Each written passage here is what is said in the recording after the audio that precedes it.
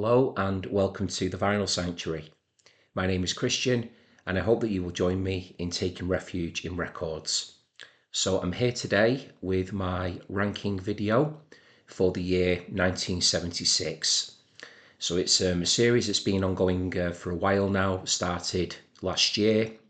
So if you are new to the channel and you are just discovering this video in isolation, then I will pop links to all the other videos I've done in the 70s series in the description box for this video, so you can go away and catch up, or maybe you've watched the videos as they landed and maybe just want a bit of a refresher, because I appreciate there's been a bit of a gap between when I recorded my last video for the series and the one that I'm doing now. So yeah, I'm back again, and I've got another 15 albums to show that were all released in this year. So again, for people that are new, I tend to just show the record off, front and back cover, talk a little bit about the album, pick a couple of favourite tracks, or sometimes end up picking more than a couple, and yeah, to just share thoughts and feelings that just come into my thinking while I'm showing them on camera. So that's pretty much it. So they are ranked from 15 to 1. I did find the top two in particular nigh on impossible, if I'm being quite honest. I mean, that was that could even be the closest that I've done so far between the top two. Certainly for the 1970s, I think. I mean, there were a few in my 80s videos as well that caused me a bit of grief trying to get a number one and a number two when the albums are as great as they are.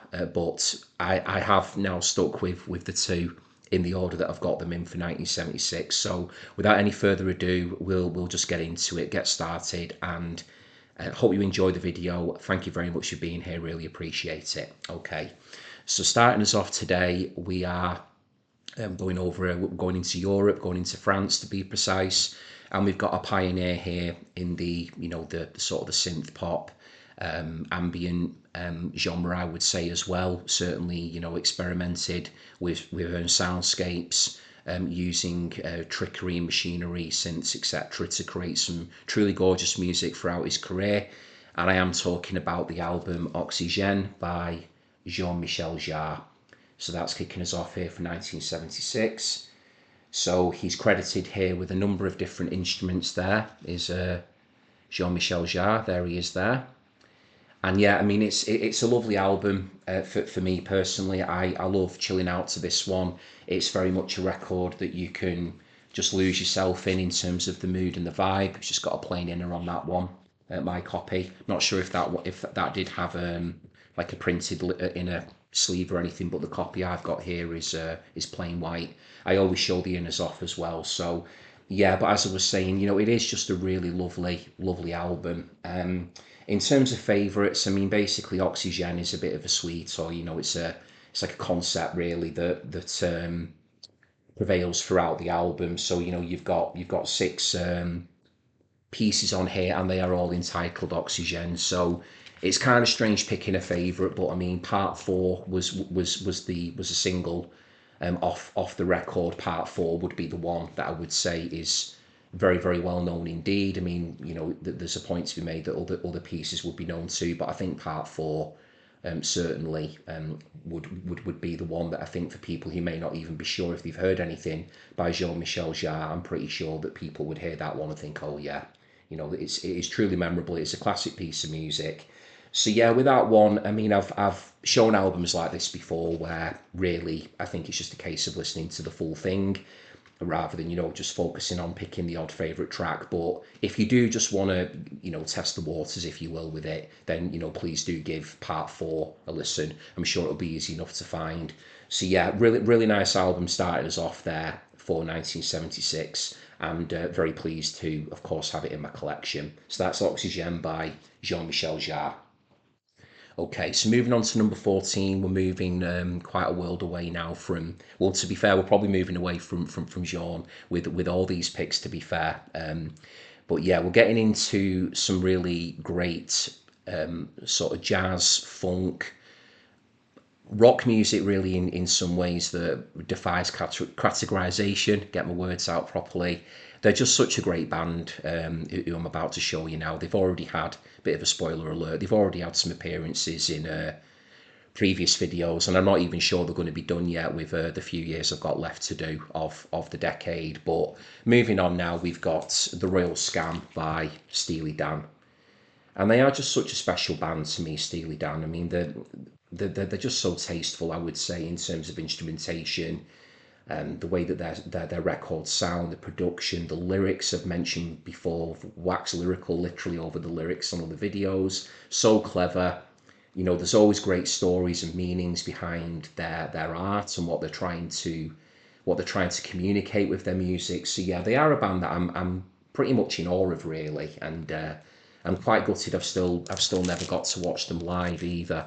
You know, I didn't get to see them. I got close one time watching them in Liverpool, and unfortunately, I wasn't able to get to the gig for one reason or another. But that was the closest I can recall getting to see them in some form, and it never happened. But I've got the records to enjoy and listen to whenever I wish, which is a lovely thing to be able to do. So I'll just take this out of that very scratchy packaging, just so you can see that artwork a little bit better. And I believe that painting there, that artwork, it has been done in Boston, or it's supposed to be Boston. And as you can just see, I think it's some sort of commentary on the American dream, where we've got the person here dreaming of, these skyscrapers here with these very vicious looking heads on there.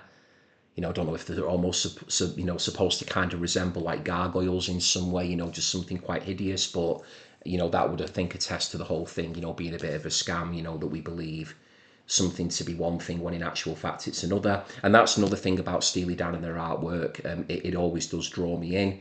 And this won't be the first record in this batch that I'm showing today. I love artwork that tells a story. I've mentioned that before, and there's definitely a record coming up that does tell a story with its artwork. And I would say musically, I would compare to Steely Dan.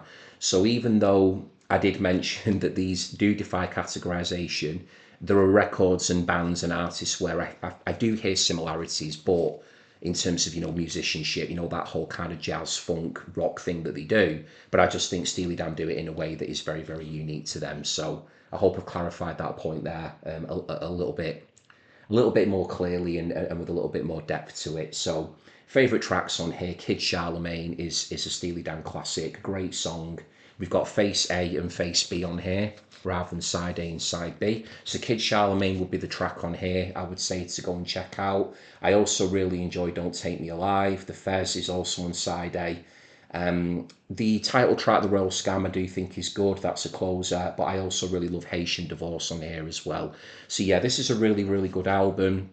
Another one that I like to put on just when I feel like having a bit of a chill to it. I mean, there are other Steely Dan albums that I would say engage me more, perhaps on a lyrical level, but I do think musically this one is very, very solid. I do truly believe that Steely Dan never put out a bad album, certainly during their 1970s run. I think all of their albums are truly, truly superb and worth investigating, and The Royal Scam is no exception. So there we go, coming in at number 14 for 1976. Steely Dan, great band. Please check them out if you're not aware of them.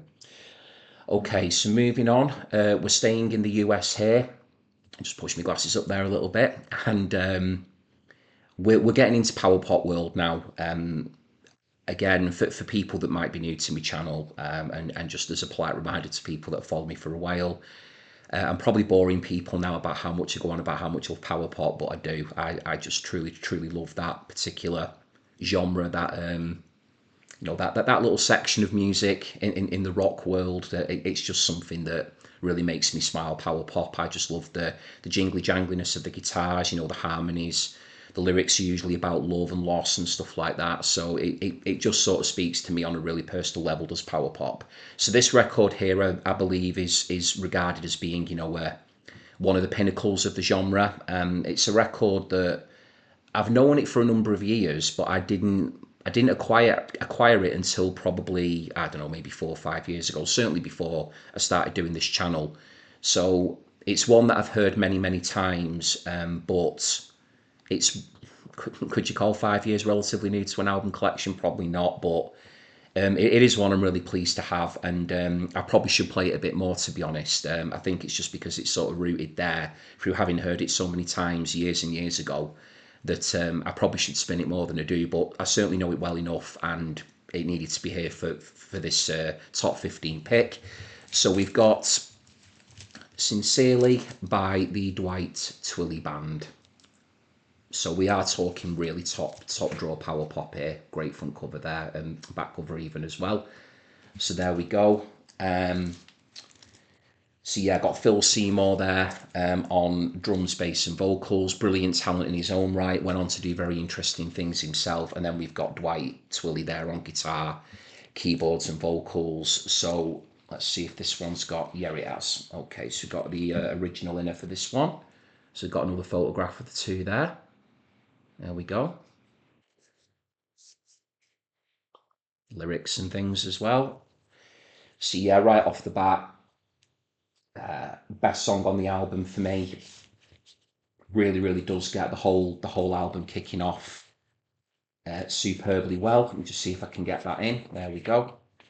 We've got I'm on Fire to kick us off, and that again would be the track from here that I would please encourage you all to go away and listen. If you don't know who Dwight Twilley is, or the Dwight Twilley Band, get me words out there, the Dwight Twilley Band, if you don't know who they are, then please do check out I'm on Fire. That is a great song, whether it's power pop, it doesn't really matter, that one, whether it's a genre that you're particularly into or not, just check it out. It's just a great rock song, pure and simple. I'm Losing You is excellent as well on side one. I mean, you can't get more of a power pop title than that. But there are other elements within the record as well. Some of it's almost kind of like quite soft, like soft rock. A little bit of country there, I would say, in places as well. Maybe more around the phrasing of the instrumentation. Dwight Twilley's got a really nice sort of soothing, rich voice as well. I do enjoy listening to him singing. So his voice is multifaceted in that regard. Three Persons on side two is good as well. Baby Let's Cruise, again, very power poppy, that one. I mean, that sounds like it could be a Raspberry song, that one, couldn't it? And then Just Like the Sun to finish as well, to finish the album is excellent. So yeah, if you're looking for some really nice, straightforward, good old fashioned power pop, just something that you can just sort of chill out to. Nothing overly demanding, but just really well written, well crafted pop music, then please do check out Sincerely by the Dwight Twilley Band. There we go. Okay. So moving on now to this one. A very interesting artist indeed. That's putting it mildly. Certainly not everybody's cup of tea. I've kind of gathered that more from listening to and watching videos in the vinyl community on YouTube. But what I would say is that people who do get him and are into him are really into him on a very deep level. And I just have to speak honestly, as I always do. All the music I've heard by this person, all the albums I've picked up by him, and I've got a very long way to go because his discography is absolutely huge. I've really thoroughly loved and enjoyed pretty much everything I've heard by him. So I'm continuing to pick up his work as I go on vinyl hunts and mooch around. I'll always pick something up by him if it's within my price range and the record is in good solid condition. And I'm really pleased I picked this particular one up because it was one of the very first albums of his that I acquired on vinyl and that I actually listened to as well. So I'm now going to be showing you Zoeterleurs by Zappa. A great pun, by the way, for that title, Zoeterleurs. He's done that a couple of times as Zappa. He does like a good pun with some of his titles. So there's the front cover there. It's Mr. Zappa there. And then there's the back. And I think as well, I'm going to kind of go out on a bit of a limb here because I don't prep notes, as you know, for people who've watched me. I just talk off the top of my head. But I don't think that this band here that are pictured with Zappa actually play on the record. Now, I know for a fact that somebody who watches me regularly, who is a big Zappa fan, will either be able to back me up on that and confirm that I'm correct. Jesse, I'm looking towards you. Or if I've got that totally wrong, then Jesse will correct that for me, I'm sure. But yeah, I do think that is quite misleading, that photo, in that this personnel doesn't reflect what's actually on the record. So just a little point of interest there. I'm pretty sure with this one from memory, when I was giving these a bit of a spin and checking them through before I did the video, yeah, that's just got one of those plain plastic inners on that. So that's my copy there of Zoeterleurs. And yeah, just going very quickly back to what I was saying, Zappa He is divisive, I would say, but again, I can only talk about my own experience with him. I know that a lot of his lyrical content at times with certain things can be a bit much, but I also feel as well that Zappa is a person that was so satirical, and I think a lot of what he was trying to do with what he was communicating was done very much with almost like a deliberate intent, to shock and to sort of shake up the status quo a little bit. And there is something admirable about that. And I do think sometimes it's important to listen to things which can be a little bit out there and do make you think and make you question things. So with Zappa, certainly on a musical front, he really does tick all of my boxes. He really does produce music that I find completely and utterly compelling. So getting into that music, for me, the price worth it alone just to pick up this record is the absolutely incredible Black Napkins. That is without a doubt my favourite piece on the record. It is an instrumental, bar some woos in the background, some wooing sounds, but it is just an absolutely astonishing piece of guitar playing by Zappa. A wonderful solo. Every time I hear it, I get goosebumps listening to that Black Napkins. It is so good, fantastic. I was pleased just to get the record purely for Black Napkins when I heard it. I was almost like just a bit, in awe of that. Being a guitarist myself, I was just listening to what he was playing there, and I just absolutely, completely connected with it from the first moment I heard it. We've also got then some, going back to those lyrics at times that can be divisive with Zappa. We've got songs on here such as Wind Up Working in a Gas Station, which kicks the album off, and then Disco Boy to finish as well. For me, I don't mind them. I can listen to them. Songs like that at times with anything lyrical that maybe doesn't sort of light me up, I can kind of, either sort of not shut myself off to it, but maybe focus on other areas of what's being played, or focusing on other parts of what the songs have to offer. But there is one on here, a track in particular I should mention, called The Torture Never Stops, which it goes on for almost 10 minutes. It's really, really creepy sounding. It's really, really strange. Zappa's voice is like mixed right to the fore on it. It almost sounds like he's sort of whispering into your ear. So there's a really foreboding, sort of ominous vibe to that song. Very, very, very. As I say, it is oddly compelling when listening to it, but also quite uncomfortable as well. And again, I think that's what Zappa was trying to achieve. But musically, there's a lot going on in there, a lot to appreciate. So that is certainly a song to mention. Very, very bizarre lyrics in there as well. Other ones I do like though, Friendly Little Finger is good. Wonderful Wing. Sorry, the title track is good. But yeah, really for me, the standout on that is Black Napkins. It is a consistent album throughout, a very good album, I would say. But if you just want to sort of dip your toe in with Zootillers, I would say probably the two to check out. Check out Black Napkins, and if you want something a little bit more out there, just to kind of get a bit more of a vibe of what direction it does go into, then you could check out The Torture Never Stops. But then I would also another song maybe to check out as well would be Find Her Finer, which is the opening track on side 2. So that is Zootillers by Frank Zappa. So yeah, very pleased personally to have that one in my collection. And as a guitar player, the more I hear his work, the more I just continue to appreciate what he did and how unique he was as a player. And he's certainly continuing to go up the ranks of my own favourite guitar players is Frank. So great stuff. Okay, so moving in now to an area of music that I would say is a little bit on safer ground than Frank Zappa. Certainly experimental as well in its own way, just in terms of its fusion of basically rock and pop music with more orchestral classical themes and motifs and chord progressions, melodies, that sort of thing. But lyrically, I'd say we are a world away from the sort of stuff that Frank Zappa writes. This is more straight up, good old fashioned rock and pop music. There's some doo-wop influences in here as well. There's a lot to enjoy, and it had to be here for 1976 for me personally. Coming over now, we're going over to the UK now. We've got Electric Light Orchestra with A New World Record. So this is a record that makes me smile. I'll tell you why in a second. So, got the original inner on that one. So all your lyrics, photograph of the band there. There's the mastermind himself there, Jeff Lynne. Lead vocals, backing vocals, lead rhythm and slide guitars, and it mentions his various guitars, his piano. Who else have we got on here as well? Got Bev Bevan, Richard Tandy, Kelly Grucut, Mick Kaminsky, Hugh McDowell, Melvin Gale, all listed on there as well. What a group. So yeah, reason it makes me smile so much is it's just a big favourite within the family. Got a lot of fans of Electric Light Orchestra in the family.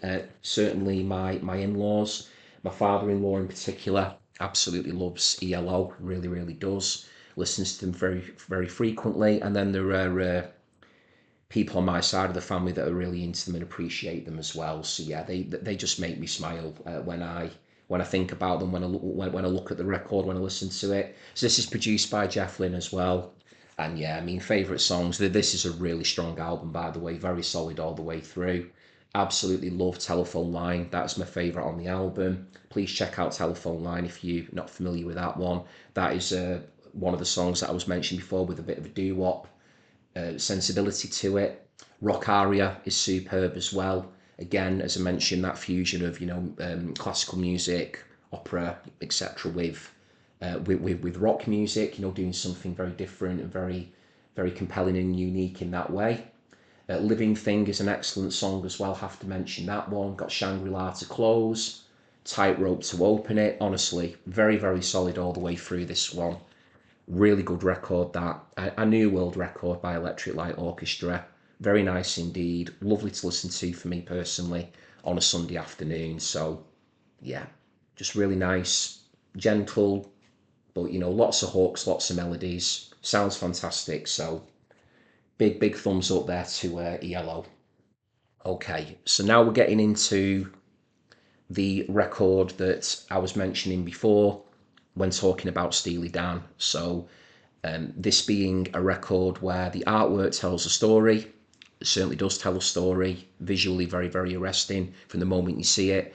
And musically, I would say, just doing things that were really interesting in the way that Steely Dan did, and Zappa as well, sort of going into various genres, almost like genre hopping to some extent, maybe just being able to turn the hand to various different styles of music, which, the likes of Steely Dan did, I would say. Zappa certainly did it, and this group did it here as well. So I may have made this comparison before, actually, during the 70s series between Steely Dan and this band, and I might have even have said that these could be considered to some degree a bit of a UK equivalent, because I do find what this band did to be very unique and really important as well. But I feel that maybe arguably these go under the radar more than Steely Dan. I think it's quite fair to say that their legacy within music is pretty much cemented. They are regarded as one of the greats. I think this band should be regarded among the greats as well, certainly from a songwriting perspective, and also their pioneering use of studio trickery and engineering, etc., over in Strawberry Studios in Stockport. So big clue there, big giveaway. So now we're talking about Tencc with How Dare You.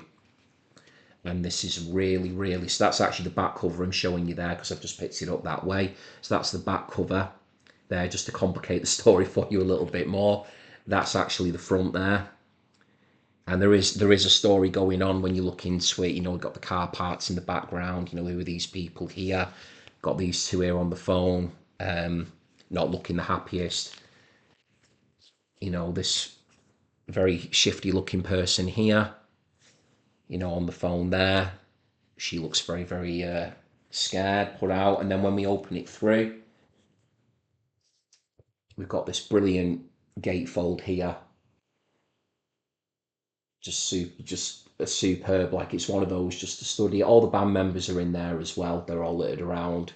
You can see them in there, and they're all there on the phone and stuff. So yeah, it's great that. I mean, if I do a bit of more of a deep dive on Tencc, I could perhaps analyse that story and get into that in a bit more, with a bit more information. But for the purpose of this ranking vid, I'll just keep sort of stuck here on the on the musical side of it as well. So just put that down there a sec. So there's the inner for that one. Happy to see here that a lot of these, I've mentioned it before, a lot of my records are secondhand, so it's nice when they're all together and present with the original inners and things. So yeah, we've got a track on here called "Don't Hang Up," which is superb, which is clearly a reference point to the to the artwork on the front cover. Got "How Dare You," obviously it's the title of the album, and then we've got these sort of lyrical themes running throughout as well, which is very, very common for Tencc to do that. They did it on the prior album as well, the original soundtrack, which came out in 1975. So let's look at some of these great tracks on here. So "Art for Art's Sake" is one that I would say please go and check out. That is an excellent, excellent song. Got "Rock and Roll Lullaby" on here as well. Oh wow, this is so good. "Lazy Ways" is superb. "I Want to Rule the World," yeah, wow. This is such a strong album, it really, really is. I mean, I could go on and on about 10cc. I've done it on other videos as well, but yeah, this is a really strong record, this one. So in terms of musicality, if you're wondering, well, what did he sound like? I do think "Don't Hang Up" and "Art for Art's Sake," "Rock and Roll Lullaby" as well gives you a really good flavour of what to expect on this album. But it's just really good. Like I say, typical. Well, it's not typical, is it? That'll go against my point. It's not typical, but it's very melodic. Typical for the 70s in that there is a great focus on melody. These are not. It's not sort of rough, experimental sounding music that's going to sort of maybe for some people be a bit too much. It is straightforward in its chord progressions and its structures and verses and choruses, etc., as you'd expect from almost classic songwriting. But there's just so much going on in terms of how the songs have been executed, lyrical standpoint, just a band for me personally who are really at the top of their game. So please do check out "How Dare You" by 10cc. I really do think it's a very underrated album, that one, and it's certainly a record that, as and when I do go back to this band, I do check out this one a fair bit, and I go back to the original soundtrack a lot as well. I also love the debut, so yeah, you can't really go wrong with them. They're such a good group. So if anybody does go and check them out based upon my rambling on them here, then I will have done my job and hopefully converted some people to checking them out. So let me know how you get on with them if you do. Okay, right. So talking about classic songwriting, there we go. I was setting up a bit of a smooth segue there. Really, honestly, I was. We've got some classic songwriting here now coming up. This lady is just absolutely unbelievable for me. One song in particular, I remember hearing it as a kid. Actually, we had a compilation album in the family's record collection. It was like compilation of love songs. It had all kinds on it, spanning the decades, 80s stuff on it, and all kinds. But this song was on it. I just remember hearing it as a kid, loving it immediately, just blown away by how good it sounded. Her voice in particular really struck me. Loved the sound of the guitar playing on it. But for me, it's the actual construction of the song that I'm going to highlight that just completely, and still does to this day, really moves me actually. And I would say that it is now certainly one of my favourite songs of all time. So the record I'm moving on to now, and this is very much singer-songwriter terrain now, we've got the self-titled album by Joan Armatrading. This is a truly, truly excellent album. I mean, all these records, I think, for 76 have been very strong, but I really do love this album. The only reason it's as relatively low as it is just because there are some other really strong contenders in here this year. That is usually the case. I mean, the 70s was a very, very strong decade overall, and I do think there was some really genuinely wonderful albums coming out in 76. But the fact that it's in here, there were other things in my collection could have put in ahead of it, but that wasn't going to happen. So we've got the lyrics there just because I enjoy it and love it as much as I do. So that song that I was talking about that takes me back to childhood, the very first time that I heard Joan Armatrading's wonderful, wonderful voice, very unique voice, was "Love and Affection." So that song for me has become one of my all-time favourites. Please, if you listen to anything that I'm going to recommend on this video, if you've never heard "Love and Affection," please check it out. That will be the one today for the video that I'm going to give an extra big shout out. You know, once more we feeling, I'm going to say it again. Please check out Love and Affection, because it is just a truly, truly beautiful song. Gets me every time I hear it. The lyrics of it, the feel of it, the performance, just every component of it. Perfect, perfect song, that one. Love it. Elsewhere, though, Down to Zero opens us up very strongly. Help Yourself. I love Water with the Wine as well. What else have we got on here? Somebody Who Loves You. Side 2. Oh, yeah, Save Me as well. Gosh, yeah, I should mention Save Me as well. And there's Joan Armatrading there on the back. So, yeah, this is, you know, if you're into your acoustic singer-songwriter stuff, you know, then you're really not going to go wrong here with Joan Armatrading. I'd imagine, you know, I mean, this is a record. I'm sure it must have fans all over the place, and fans, you know, from all ages as well. You know, certainly this came out, you know, before I was around, but I just love stuff like this. You know, this just takes me into a completely different headspace when I listen to this type of music. I find it very tranquil, quite meditative as well. I would say the tone of it, the feel of it. So these records for me, these singer-songwriter ones, you got, you know, gorgeous acoustics, you know, being plucked away, strummed. They just take me into a really comfortable place when I'm listening. So I'll definitely be spinning that one again very, very soon. And I will always make time to listen to a song as compelling and as fantastic as Love and Affection. So that's my next pick there for 76. Got Joan Armatrading with her self-titled album. I'm sorry, I might have said debut there before. I don't know if I actually did, because it's not her debut album, but if the word debut did slip out earlier, then I do apologise. It's not a debut album. I'm not even sure if I did say it, but it might have just, you know, been like a slip of the tongue. But no, it's not a debut, but it is a self-titled album. So there we go for Joan Armatrading. Right. So we're getting into some heavy stuff now for a bit. I think certainly for this album. Yeah, no, the album after it's not that heavy really, but this is probably is it the heaviest sounding on record of me picks? Yeah, I would say probably is. Getting into real classic rock territory here now. Getting over there to Ireland now, so could be a big giveaway, big clue.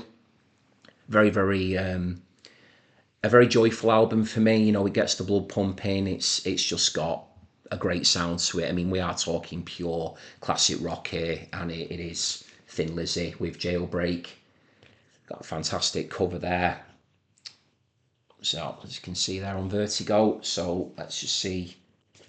There we go. So that opens up like so. There we go. Look at that. See if I can get that there into shot for you properly. There you go, making a dash for it. You always have these great sort of, you know, pieces like this, you know, these drawings and almost like a comic art style thing going on in the 70s. You know, bands like Sensational X Harvey Band utilised it a lot.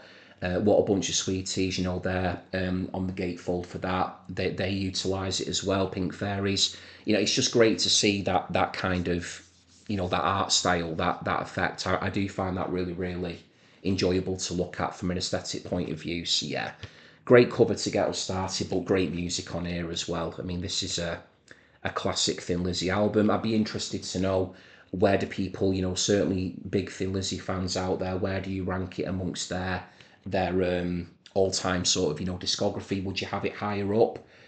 But yeah, this is just makes me smile just even looking at it. I mean, the title track to get us started with that absolute pounder of a riff. That, I mean, if that doesn't get your head, you know, your head banging and your toe tapping, then I'm not really sure what would. That is just such a great song to get us kicked off, that Jailbreak. It has, of course, as well gone. I have to mention it, don't I? On side 2, track 1, The Boys Are Back in Town. Legendary song. That one speaks for itself. I'm sure everybody in the world maybe has heard that by now, but if you haven't, you know, I shouldn't be quick to make assumptions, but please do check The Boys Are Back in Town out if you've not heard it. One of the greatest ever rock songs for me. That great lyrics. Phil Lynott. I always say Lynott, Phil Lynott. Just great lyrics there. Wonderful stuff. Great playing throughout. Some of his bass lines, Phil's bass lines on here as well, are just amazing. Then you've got the dual guitar attack that was very famous with the Thin Lizzy sound as well. is just something to behold as well. You know, the sort of the dual lead playing was just such an iconic component of what Thin Lizzy were about. And then you've got the pounding drums on here of Brian Downey, drums and percussion pounding away as well. So yeah, this is just great rock music. I do enjoy Warriors actually a lot as well. Just flip it over again there and you can see the back.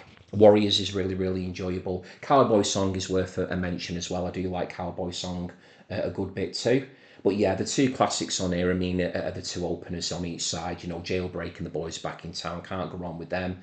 Emerald to Close as well is worth mentioning. So yeah, very strong throughout. Another one of those records where you can just put it on, have a good old boogie, good old rock out to that one, which is why I've got it as high as I have. So that's Thin Lizzy with Jailbreak. Okay, so moving on now to my next pick. So we're going back over to America now. And here's a record that I would say I do think it sort of falls into power pop to an extent. There is a bit of a jangle on it, you know, some Birdsian flavour in there, and the Birds were a huge influence on the power pop genre as a whole. But I would say again, you know, there's a bit of sort of like rootsy, sort of almost like a bit of a Heartland rock feel to this one as well. Just really good classic songwriting, arguably, you know, or for a lot of people, categorically one of America's greatest ever songwriters, you know, to ever live and breathe. Absolutely wonderful talent as well, in my opinion. We've got the self-titled album by Tom Petty and the Heartbreakers. There we go, and there's Tom Petty there. TP there as he's listed on the back. There's his band, so Mike Campbell, Ben Tencc got there, Ron Blair, Stan Lynch as well. And there he is in the middle, the leader of the pack. So yeah, as I've said, musically can't really describe it any more than that. I'm just what a great, you know, what a great sort of logo that is there with the, you know, the V guitar there, shape the flying V shape through there, going through the heart there.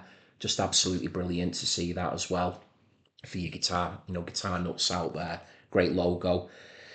But yeah, this is one that I really enjoy all the way through. American Girl, that closes the album, is an absolute classic Tom Petty song. I love it to bits. I still always think now, whenever I hear it, that I mean, I've got no proof of it, but I always feel like it was a song that the Strokes, who came around, you know, back in my time when I was a teenager, I feel like they really took a lot of their sound and a lot of their sort of inspiration, certainly for, you know, their percussive elements and the way that they structured songs. I hear so much of the Strokes in American Girl, I really do. So I do wonder if they took direct influence from that particular song or from Tom Petty and the Heartbreakers in general. Great song, that one. Oh, this is so difficult to pick a few. Yeah, Breakdown as well is a classic on side one. Anything that's rock and roll I enjoy a lot, and I love the opener, Rocking Around With You. So again, the the clues are in the titles really. So you know, with if you wanted like a bit of a double header of rock from this particular batch of, you know, these 15 for 76, I think if you've got Thin Lizzy and Tom Petty getting played back to back, that'd be a pretty cool day just to have a bit of a rock out. You know, I've got them there side by side just because of how my rankings have worked for this particular year. But I do think they would actually play alongside each other very well, and again very strong. So yeah, my copy here is, you know, just from a vinyl perspective, isn't the greatest. It looks a little bit chewed up, but I did only pay, like, I think it was about £2 or £3. This one, I got it from an antique centre, so I was very happy to pay a few quid for it because the record itself is absolutely fine. And the inner as well is just a plain black inner. That's all. You know, present and correct. It's not chewed up or anything like that. So you know, I'm pleased to have it. It's nice to have a copy. I'm sure if I, you know, was to see it again, I would upgrade my copy for sure.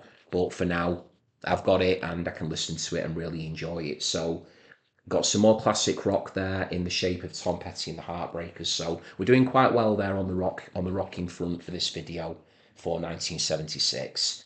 Okay, so next up now, right, so we've definitely got, yeah, this is actually followed on really nicely again from Tom Petty, actually. We have got one song on here in particular that is just power pop perfection, power pop personified, you know, all the words beginning with P that go with power pop. Purveyors of power pop, these guys are just, these are legends. Love all their albums that I've got in my collection. This one is a really fine one as well, hence me having it as high as I've got. So yeah, really pleased to have this one actually in my collection as well. So yeah, I've got Thin Lizzy, got Tom Petty, and now we're staying very much in a classic kind of rock pop vein. Some wonderful influences on here. Really great jingle jangle playing. We've got the Flaming Groovies with Shake Some Action, and that song, Shake Some Action, is the perfect power pop song that I am talking about. So along with Love and Affection by Joan Armatrading. If you don't know the song Shake Some Action by the Flaming Groovies, please check it out. Please do. I am encouraging you, imploring you, please give it a listen, because it is just, what a song. It makes me smile from beginning to end. Great song. It is a power pop classic. It truly is. It's just a great song of rock history. I don't think many would argue with that. I mean, if anybody out there's listening and watching me who isn't a fan of the Flaming Groovies or doesn't really rate that song, please do let me know. Happy to have a discussion about that, have a conversation about that. But for me, Shake Some Action is just one of those examples of a song that I just think it makes me feel great to be alive, to be quite honest, whenever I hear it. It's joyful, it's powerful, it's got that gorgeous rush, the way that it sort of speeds up a little bit after that iconic intro riff. The band sound great on it, the singing, the lyrics, it just speaks to me, that song, Shake Some Action. So, as you can probably tell, it's my favourite on the album. Very similar with Black Napkins and Zootalours. It's worth getting this record just for that song alone, but this is really strong elsewhere. We've got also on here songs that I really enjoy. You Tore Me Down is absolutely brilliant as well. That's on side 2. Great song, that one. Absolutely love it. I Saw Her, Sometimes, Don't You Lie to Me, which opens side 2, is brilliant. And then we'll give you a couple more off at side 1. St. Louis Blues, I love a lot as well. I'll Cry Alone, Misery, Please Girl. There you go. I knew I'd say more than 3 songs favourites on that one. Super strong all the way through. Nice, enjoyable, breezy listen. I think it's like, I think maybe between, trying to remember off the top of my head how long it is. Certainly not that long of an album, I don't think either. A lot of these sort of jingly jangly power poppy albums don't always tend to be that long. Usually something, anything between sort of 30-40 minutes, something like that. So this one does breeze on by when you play it, but it's excellent, truly excellent. If anybody does check out Shake Some Action by the Flaming Groovies, they hail from California, then please do let me know. But I think by this point, originally from California, and they started out, in a heavier bluesy direction. I love all the early stuff as well, but I think by this time they were firmly rooted in the UK. So again, if anybody's got a bit more information on that or wishes to correct me, then please do that. I'd appreciate it if I've not quite got that right, but I'm pretty sure I'm okay with that one there, that they were a UK-based group by this stage in their career. Great stuff. Okay, so I think we're up to, yes we are, we're into the top 5 now. So 10 down, 5 to go. So if you're still with me here at this point, thank you very much indeed for tuning in. I hope that you've enjoyed what I've shown you so far and what I've had to say about my picks. So let's get into the top 5, and then I'll rip it up. Okay, so number 5 here, Icon. Nothing more to say than that. Arguably the greatest songwriter that's ever lived. Arguably, I love this album to bits. Love the feel of it, love the vibe of it, and it's one that I would say over time has continued to grow for me. I love so many of his albums, but this one I feel is continuing to rise alongside his others that I've got in my collection and that I've heard. So, number 5 for 1976, we've got Desire by Bob Dylan. Love that front cover.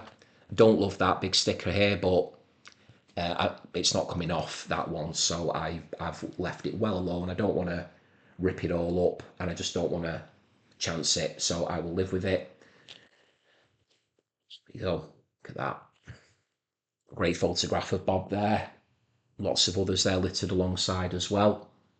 Superb.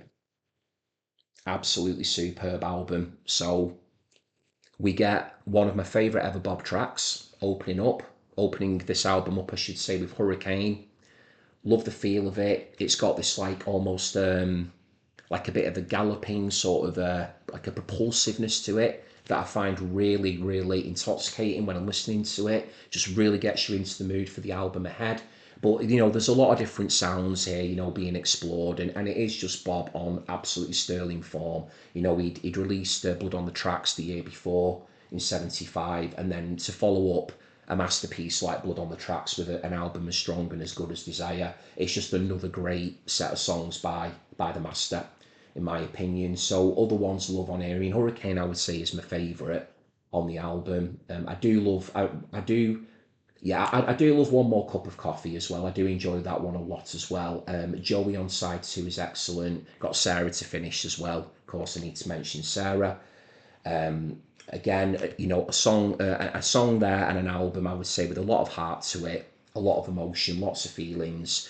Blood on the Tracks the year before was like seen as being like his sort of divorce album, his breakup album, and then we've got this sort of continuation to an extent with themes here, and also I think as well with the cover and some of the other lyrical choices on here, maybe it is pointing towards maybe some optimism, some hope. Again, be interested to see what other people think of that. Do you see this as more of a despair, a record that's more rooted in despair, or do you see it more as a record that's pointing towards hope? And I think with Bob Dylan's lyrics, they can be interpreted in so many ways, especially when he is being very cryptic. I mean, some of Bob's songs are more cryptic than others, I would say. He does sort of flip between things that are more open to interpretation and songs that I would say are a little bit more straightforward in their meaning. So there we go, just got the sheet there to show you as well. But yeah, I think another Sunday afternoon record for me. So I think if I was going to pair this one, just out of interest with the 15 that I've shown today, I think I'd stick the Joan Armatrading record on first that I showed before, and then I would follow it up with this absolute humdinger here by Bob Dylan. So there we go. We've got Desire there at number 5 in my top 15 for '76. Please let me know where you would rank it for this year or within Bob's own discography. I'd be very, very interested to know. There we go. Okay, so moving on to number 4. Fabulous record. Just an absolutely astonishing achievement, this one. I did think about putting it a little bit higher, but the more I sat with my choices and the more that I thought about it, I felt that for me personally and for the relationship that I've got with the other records, I've got just slightly ahead of it.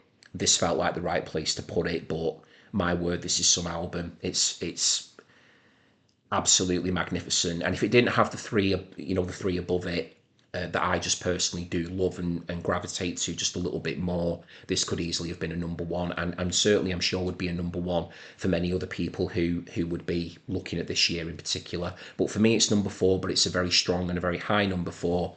We've got the unbelievable, multi-talented, the genius himself, Stevie Wonder, with Songs in the Key of Life. Honestly, just please check this album out if you've never heard it. My copy does not have the booklet with it, unfortunately. So I am always on the lookout for it, but it does have the little 7-inch at the end there. It's got Saturn and Ebony Eyes on it. And then on the other side, it's,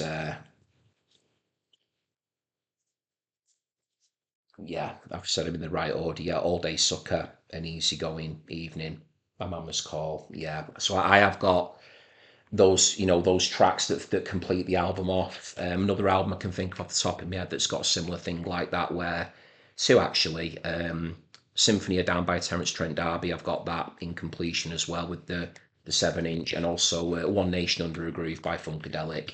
Sometimes you can see these out and about in the wild and they're not always complete, but there was no way that I was ever buying a copy of Songs in the Key of Life and not having it fully there. Same with Funkadelic and Terence as well, but I don't have the booklet. But, that's by the by, yeah, it says it on there. 24-page lyric booklet. So, yeah, shame I've not got it, but there you go. So, let's get into these songs, shall we? This is honestly, this is just absolutely amazing album. Really, really, really is. So let's go through some of the, the more obvious, well, hitters, shall we say. Love Pastime Paradise, arguably my favourite on it. Went on to be immortalised forever for people of my age group with Coolio and LV. When it was featuring LV, when it was sampled for Gangster's Paradise, I think for a lot of people my age, that might have even been the first time that they were hearing Pastime Paradise in some form or another and not realising it. But yeah, the song itself here is just absolutely wonderful. Sir Duke, love, love, love, love, love. Amazing song, one of his very, very best. Have a Talk with God, I've always enjoyed a lot as well. I do enjoy Isn't She Lovely, I do have to mention it because it's on here, but my only quibble with it, and it's just my own personal take, is it just goes on a little bit too long for me personally. I love it. I mean, it is a fabulous composition. It is utterly classic, memorable, and it does stick in your head. My word, does it stick in your head? But I just think it goes on a little bit too long, I would say.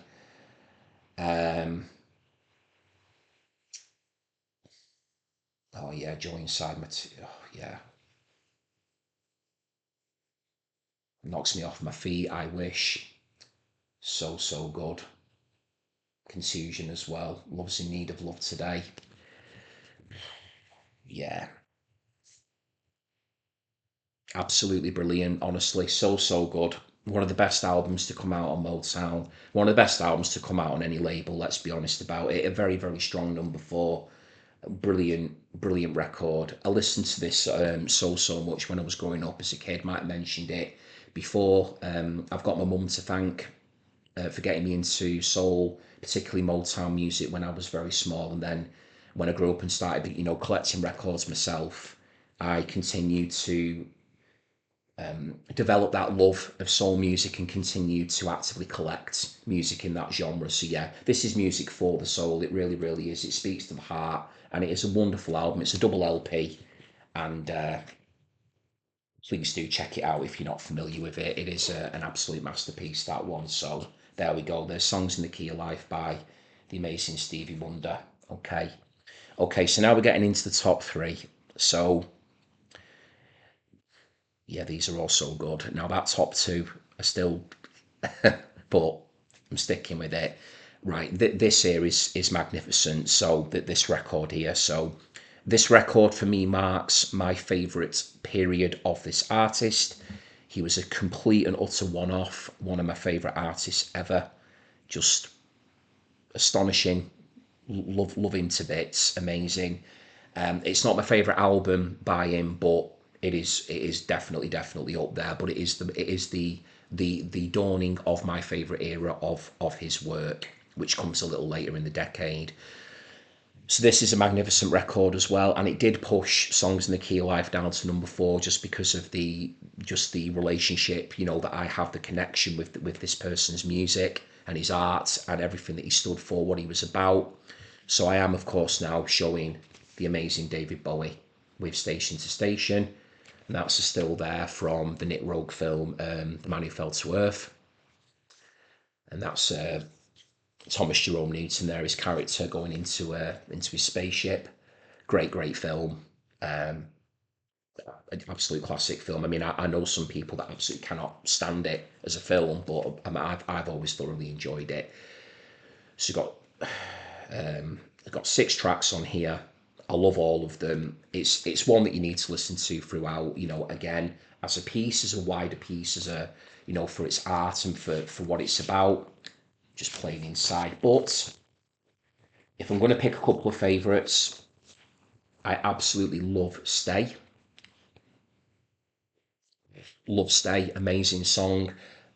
I absolutely love Golden Years as well.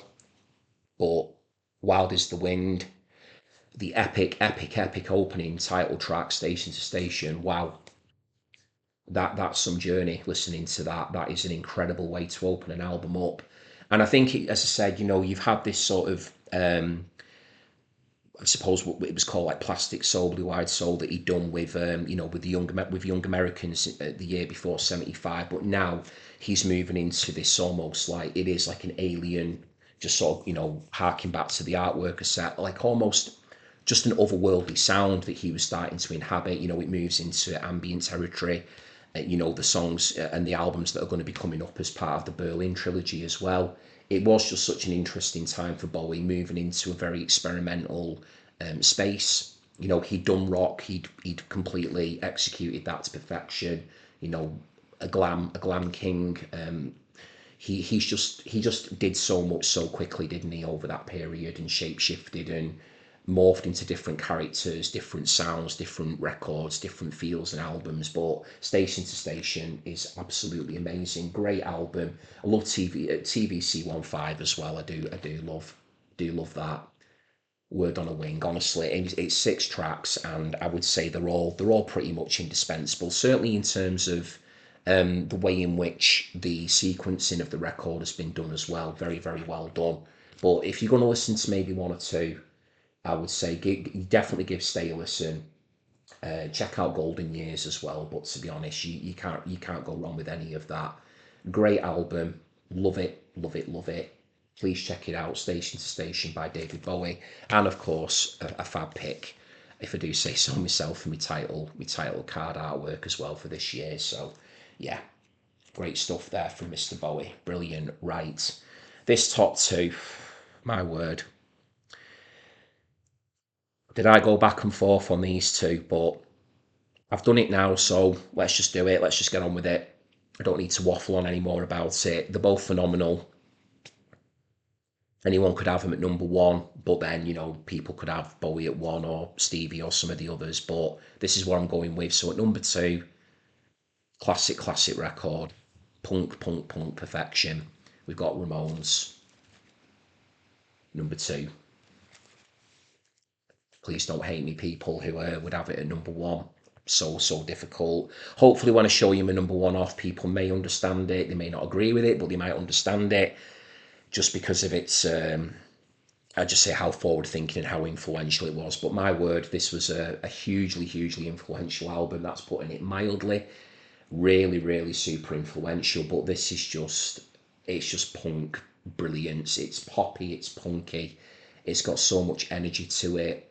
It sounds brilliant. Love Joey Ramone singing on it. The lyrics as well, really thought provoking in places. Really quite deep when you look into the subject matter. Certainly a song like 53rd and Third, which was written by Dee Dee. And yeah, let's go through the Ramones here. So we got Johnny, Tommy, Joey, and Dee Dee here as well. Still need to work on my pointing. You'd think I'd have that down by now, but I don't. So there you go. Still a work in progress there, aren't I? Produced by Craig Leon. So yeah, Blitzkrieg Bop to kick us off. One of the greatest songs ever. Love it. I love I Wanna Be Your Boyfriend, which is almost got like a bit of a sort of a doo-woppy, jingly, jangly sort of a feel to it. Do love that one. Now Wanna Sniff Some Glue. It's just a classic statement of intent. Lots of power to that one. Bit of a shout along. As I mentioned, 53rd and Third is absolutely awesome. Great, great song. Love it to bits. I Don't Want to Walk Around With You. Oh, Havana Affair. Oh, Beat on the Brat. Judy's a Punk. Chainsaw. I Don't Want to Go Down to the Basement. Honestly, I think this album here and the one I'm showing you next, every song is essential. And rather than just picking out a few favourites, I'd just go away and listen to the whole thing. Please do. If you don't know Ramones by the Ramones, just go for it. It just kicked off an entire genre of music in punk. It still stands up today. It's still got so much going for it. It's aged, I think, beautifully. I really do think that. I mean, unbelievably, next year this is going to be 50 years old, isn't it? Yeah, we're 2025 now, so yeah, absolutely amazing, really. This, and it's coming up for 50. Still sounds so peppy and got so much heart to it as well, I would say. And playing throughout, you've got that incredible guitar chugging style of Johnny. The rhythm section as well just sounds superb, and then you've got Joey's unique voice there over the top of it. So yeah, a band for the ages, wonderful stuff. Sublime, in fact. Number two, got Ramones by the Ramones. Okay, now number one. So what could top that one? Well, this had to be number one just because of just the the esteem and the regard that I personally hold it in. I mean, at the end of the day, it is my top 15. So I have to go with my own heart. I have to go with my own feelings and thoughts. And this record for me, I've lost count of how many times I've played it. Again, very similar with Ramones. I continue to be astounded at just how fresh it is. And again, this is coming on for being half century old. Its influence, the spread of it, the song quality throughout, how it sounds, how it's played, its instrumentation choices, just the whole kit and caboodle, the whole shebang. For me, it is number one. Pioneering record, love it, love it, love it. Countless bands have come as a result of it, along with the Ramones as well. But let's just focus on these guys now. You've got the one and the only Modern Lovers, with the Modern Lovers for number one. Truly astonishing album, honestly. So good, so good. Got Jerry Harrison here, who went on to play in the Talking Heads. He's on piano and organ, background vocals. Got Jonathan Richman here as well, the ringleader, vocalist and guitarist. And we've got David Robinson, drums, backing vocals, and we've got Ernie Brooks as well, yeah, on bass there, backing background vocals. Yeah, what an album. Produced by John Cale as well. So John Cale and his mates in the Velvet Underground were an absolutely, or were the, I should say, premier influence on Jonathan Richman. I think you could make a claim that if there was no Velvet Underground, there would have been no Jonathan Richman. He was a disciple of the Velvet Underground, I would say. He was coming out of Massachusetts, was Jonathan, and then going over, to New York, later on, and yeah, just completely in the throes of what the Velvets were doing with their masterpiece in '67 and then beyond, the self-titled album with Nico. And yeah, Jonathan Richman, that was the seed for him that was sown with that band. And then he went on to produce some absolutely amazing songs throughout his own career. But this album is just something else. I mean, on side one alone, we have got the unbelievable Roadrunner to kick us off. Easily one of the greatest, if not the greatest rock pop, song ever written. It's up there with the very best you can think of. 1, 2, 3, 4, 5, 6, doom, doom, doom, and it's just the two chord pounding, thrusting away all the way through. Just amazing rhythm to it. Almost sounds a bit motoric, actually, I would say. Just the way that it again, very propulsive sounding. Jonathan sounds fantastic on it. The band sound great. But then on side one after that, you've got Astral playing Old World and Pablo Picasso. The lyrics of Pablo Picasso are absolutely brilliant. Old World I love as well. Astral playing just sticks in your head after you've heard it. And then side two, She Cracked, Hospital, Someone I Care About, Girlfriend, and Modern World. All essential tracks. I mean, Roadrunner is the classic one. That was the one that I would say people took notice of that, shall we say? That's putting it lightly, putting it mildly. Took notice of it. Completely inspired by it, just plain black there with that. Utterly inspired and blown away by it. And one of those albums, I think, like this one, similar with the Velvet Underground. I think when people heard that debut album, it either made you want to form a band or have a band that sounded just like that. I think that could be said about the Modern Lovers as well. I think people hearing this in 1976, just such a breath of fresh air, just the way, as I said, combining what in places is a very old sound, sort of it's very, very garage rock in places, it's got like that really distinctive organ playing throughout. Jonathan Richman is he's no crooner, he's not got a quintessentially brilliant voice or anything from a technical point of view, but his voice suits his music and his lyrics so perfectly. You couldn't imagine anybody other than Jonathan Richman singing his songs because he's just got so much character in his delivery and his use, the way he enunciates, and he injects a lot of personality into his songs. They're all like little stories and vignettes in their own way. So the way in which he sells the song to you is really, really powerful and potent. So yeah, that is my number one for the year. It is an astonishing album. Please do get in the comments and let me know what you think of it. And if you've never heard it before, please do check it out and let me know how you go with it. Okay, so that brings 1976 to a close. I really enjoyed that one, as I always do. So again, if you're still here now with me and we're all done and dusted, thank you very much for bearing with me. I really appreciate your time and attention. It means a great deal. So thank you for that. If you enjoyed what I did today, please do consider putting a like on the channel, on the video. That would really mean a lot to me if you did. It helps the channel to grow, helps the video to get seen and noticed as well. And if you're new to what I'm doing and who I am and what I'm about, then please do consider subscribing as well to the Vinyl Sanctuary. That would be lovely if you did. And if you choose to do that, then please don't forget to click that notification bell, and it'll give you fair warning, or updates and things, notifications to let you know when I've got new videos landing. So my next video will be 1977, getting into some really great stuff there again as well. So I'm gonna have to get my top 15 prepared for that. That'll be good fun. I'm looking forward to doing that already. So that'll keep me busy for a bit until I'm ready to record it. So until next time, thanks again, everybody. Looking forward to seeing what you've all got to say in the comments. And until I'm back, bye for now.